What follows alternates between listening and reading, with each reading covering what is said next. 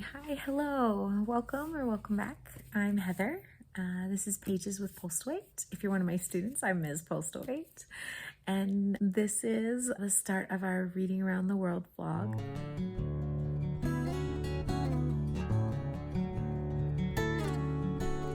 Very excited, so I'm going to show you my little spinner wheel. Let's see where we're going.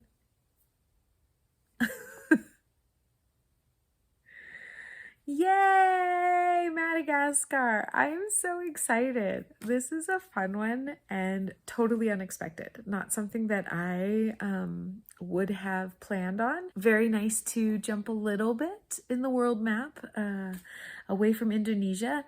Cool fun fact though, already in some of my studies, there's a connection between Indonesia and Madagascar in that some of the people that came to Madagascar pretty early on, we're talking about 2000 BCE. So it looks like we have several different groups of people that are coming, and some of them were from kind of the islands of Indonesia, that area. We do have some people coming from some of the Arab nations, and some people coming from Africa, and some people coming from India. And so it's a very mixed genealogy on the island, which is kind of cool. So I guess there's a little connection between my first one and my second one. That's always fun, unexpected. So just to give you an idea of what my plans are and where we're going and what I have so far. My plans are to try and watch some videos and get a feel from stuff that is produced from Madagascar. So I am looking for writings from the Malagasy people. I did get one translated literature. It's actually the very first one that was translated that is recommended everywhere. So I'm going with Beyond the Rice Fields. This is by Navo. I kind of looked him up a little bit. He actually lives in Canada now. He is from Madagascar, and this is one of the first books written in English that's like Madagasy literature. Fun fact is that if I spoke French, I would have a much easier time finding translated literature that I have access to from Madagascar due to the colonization of France and a whole literary movement that kind of went with French and started getting Madagascar literature out to the world. Some things are being translated from Madagasy to French to English, but it's taking a little while, and it's actually kind of a young transition there. So I'll share a little bit more about that later. But I've had some trouble finding stuff that's in English, actually. But hey, that's part of the journey, part of the fun. So I also have already collected, obviously I kind of go with some children's literature sometimes because it gives you a quick overview and it's very easy to understand. Very short snapshots, love that. So this one's from Scholastic. Our author is Tamara B. Orr. It's called Madagascar, Enchantment of the World. And I mean, you get pictures, you get an overview, you get some understanding. I have some lemur pictures in here because Madagascar definitely has certain things that people know them for. Learn a new word. It's called endemic, and it's a word that means certain things are only in that ecosystem or that area. And Madagascar actually has a huge number of plants and animals that are endemic to their island due to just the isolated nature of it. So fascinating, really cool stuff I'm learning already. Very excited. I have one more book that I am waiting on. I should be getting this weekend, but it's unfortunately not written by anyone from Madagascar. It is written by an author I like who does a lot of travel, and I have found some of the things she's written to be pretty well done in kind of diving deep into the places that she's going to. So even though it's an outsider, I feel like it'll give me some insight. So I am going to go ahead and read that one. It is called Muddling Through Madagascar. It's by Dervla Murphy.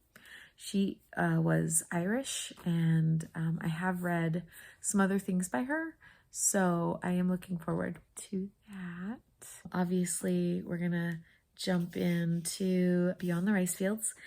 I had an opportunity to find a website that is called wordswithoutborders.org. And I am very excited to have found this website. They kind of have a mission statement, I guess, where they are trying to bring the literature and words of all kinds of cultures, translate it to English, make it accessible, and start to expose people to, other countries, other cultures. Go figure, what? So I kind of like that. Been very excited. They have 2 short stories that have been translated into English, so I'm going to deep dive into that. I have listened to some, we're going to call it traditional, old, very old, like 1930s recorded music from Madagascar. I'll show you that. So I'll put a little picture here of, I guess, the album cover. And something a little different for me, I found it on Hoopla. So if you kind of want to hear kind of those traditional musics, I'm going to call it traditional. I don't know if I'm using the right word. We're talking the 1930s. I'm sure that's not what people are listening to anymore. It's not like most of us are listening to the music of the 1930s. Maybe you are. I should take that back. But I'm just excited. Welcome to Madagascar, and I guess let's get started. Hey, hi. I am checking in, kind of updating our Madagascar blog. Having a lot of fun with this. It's complicated, which is fun, and I'm learning a lot. So I thought I would just share a couple of things that I have done so far and learned. Yeah, share the journey. So, couple of things. I'm going to start with the book I have finished, and that is the Madagascar kids book that I was reading. This is The Enchantment of the World. This was a really good overview that just kind of give you a snapshot of some of the highlights when you're learning about a new country.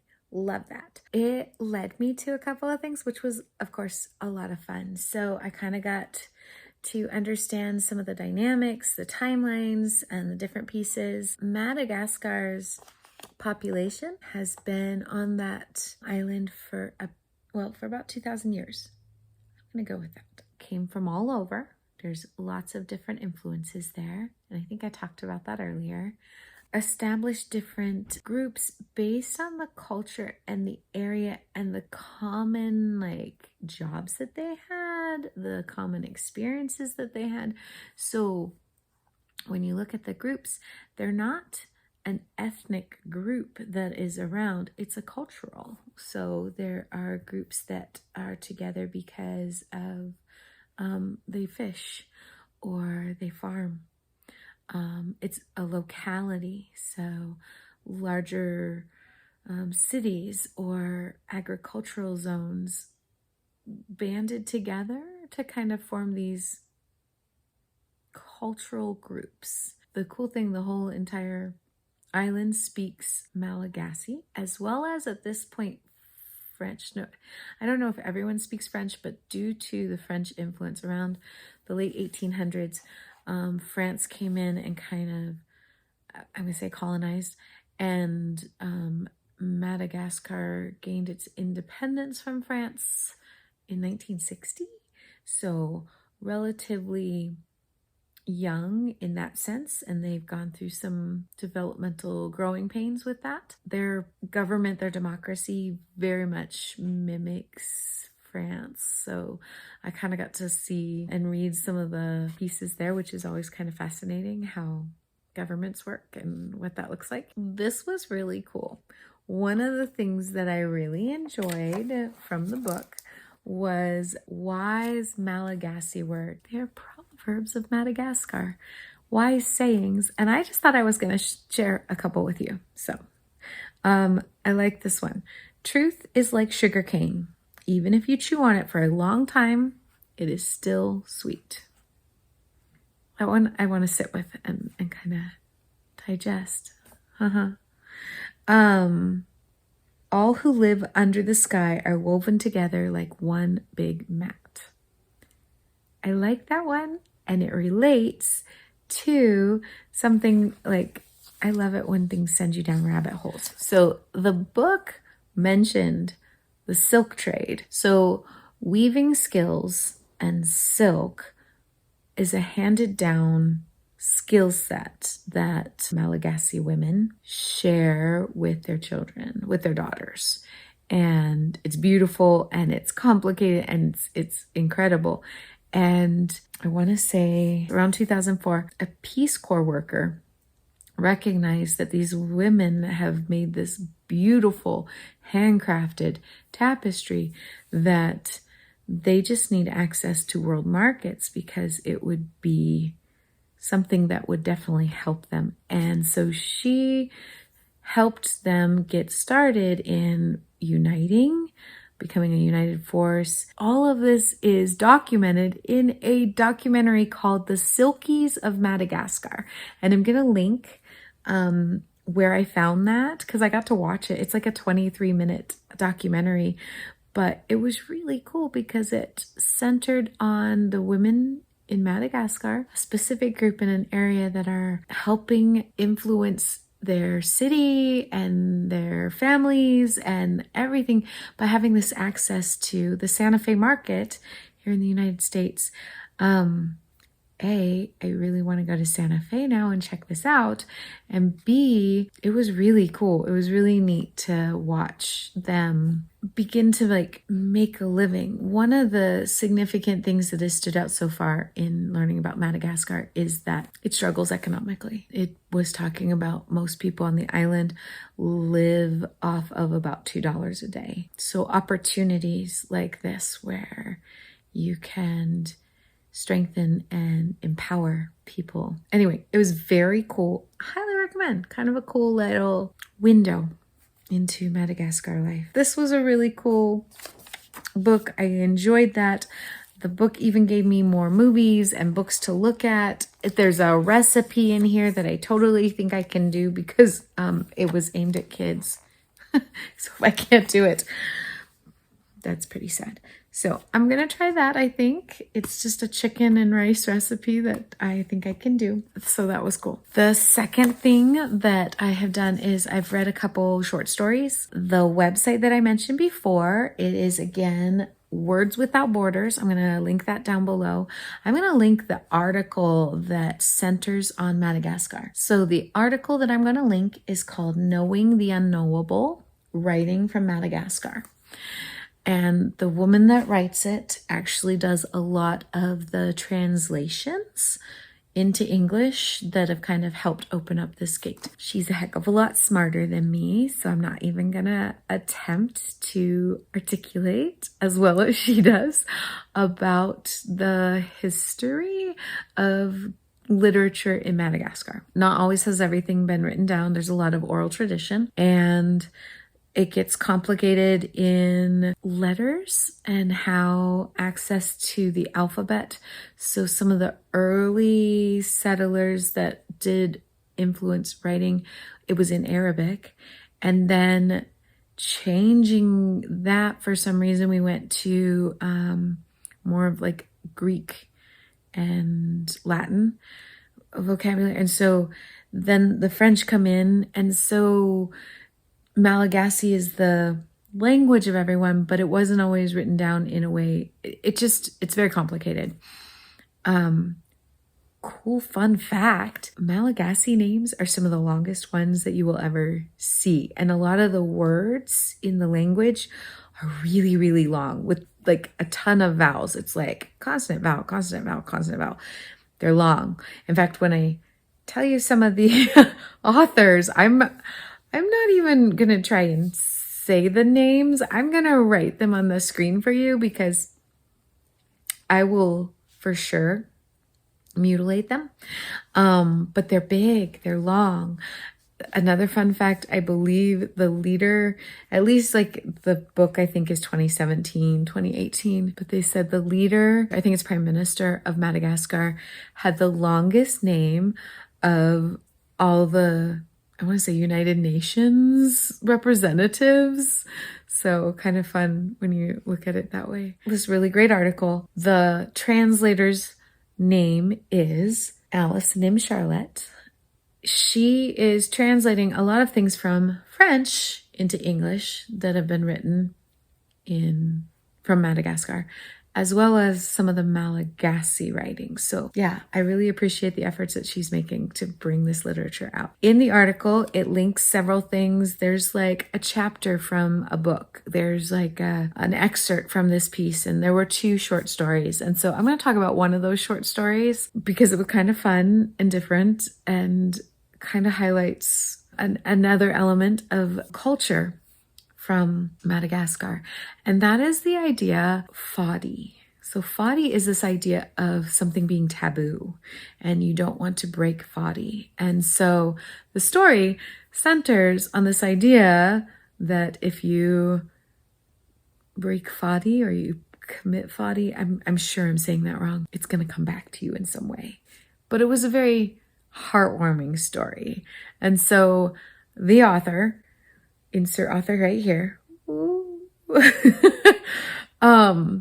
tells this story, and the synopsis before you read the story, I'm going to go with that because it's perfection. So just know that I didn't come up with this. This is absolutely from the Words Without Borders synopsis right under the title. And the title is called Auntie's Eggs. Here's what it says. In this short story, 7 eggs are spoiled, salvaged, polished, carried, bought, sold, gifted, cracked, but no one gets an omelet.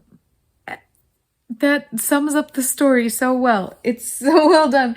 It's just a fun little short story, kind of folktale-ish. That one was a fun one. I really enjoyed it. Basically, the main character, anyway, her chicken passes away, the eggs spoil, and she decides she's gonna somehow salvage the situation and tries to sell the eggs to get a profit. So I don't know.